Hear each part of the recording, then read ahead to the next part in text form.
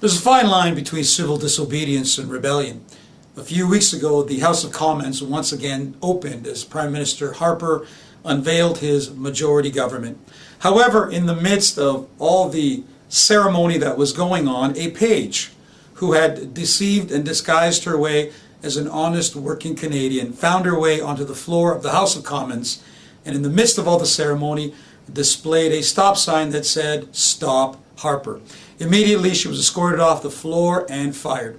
Of course, later on the media would interview her and ask her, "What is your message?" And her message was civil disobedience. This was she was calling the nation of Canada to do, to have civil disobedience. Really? Civil disobedience against what?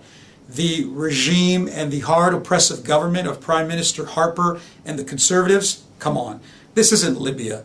This isn't Syria. This is Canada. This is a democratic nation. And what was she protesting against? Democracy? The voice of the people? Would we have this same outcry had the Liberals or the NDP had won? I don't think so.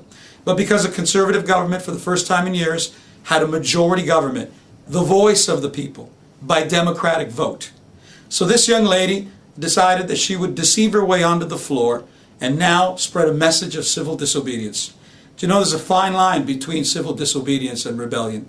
I think what this young lady did, although very well-meaning I'm sure, has done nothing but displayed herself as a spoiled brat whose vote didn't bring in the government that she wanted in place. This is not tyrannical rule. I believe there is a time for civil disobedience. But in Canada, Prime Minister Harper and the Conservatives, I don't think so. I think this was over the top.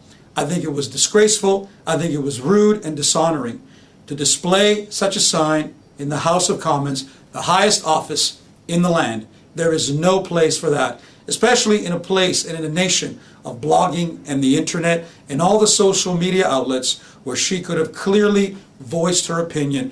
This was not the place nor the time. So let us be careful that we don't deceive ourselves into thinking that civil disobedience is not rebellion. I'm Tony Soldano, and this has been After the Fact.